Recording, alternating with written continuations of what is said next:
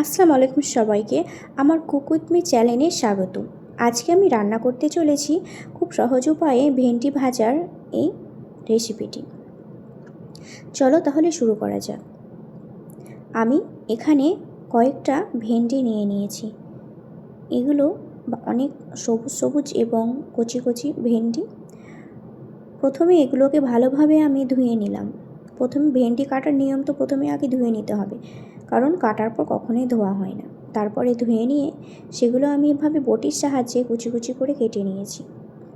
তারপর একটা কড়াই নিয়ে নিয়েছি এবং এই কড়াইয়ে কিছু তেল দিয়ে দিয়েছি। অল্প পরিমাণ তেল দিয়ে তেলটা গরম হওয়ার অবধি অপেক্ষা করলাম এবং এতে আমি কিছু পেঁয়াজ কুচি দিয়ে দিলাম।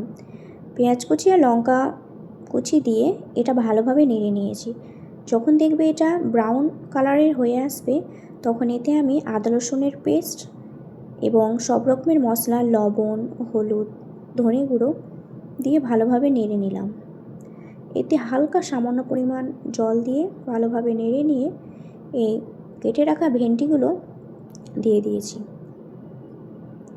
এটা দুই একবার হালকাভাবে নেড়ে আমি ঢাকা চাপিয়ে দেব, কারণ বেশি নাড়াচাড়া করলে ভেন্ডি এগুলো সব ভেঙে ভেঙে যাবে এবং খুব ভালো হবে না।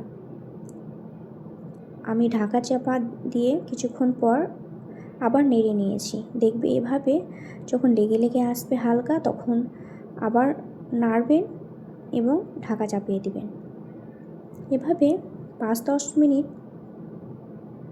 ভালোভাবে নেড়ে এগুলো আমি ভেজে নিলাম।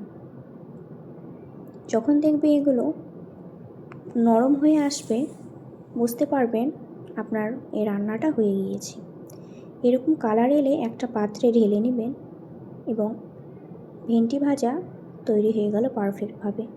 খুব সহজভাবে অতি অল্প সময়ে আমি এই রেসিপিটি তৈরি করে ফেললাম। আপনারা চাইলে এটা ট্রাই করে দেখতে পারেন। তাহলে আজকে এখান থেকেই থাকলো। আর আমার ভিডিওটি কেমন লাগলো এটা কমেন্ট সেকশনে অবশ্যই জানিও। আসছি পরের ভিডিওতে, পরের একটা নতুন রেসিপি নিয়ে। আর যদি ভিডিওটি ভালো লেগে থাকে তাহলে লাইক, শেয়ার এবং সাবস্ক্রাইব অবশ্যই করে দেবেন।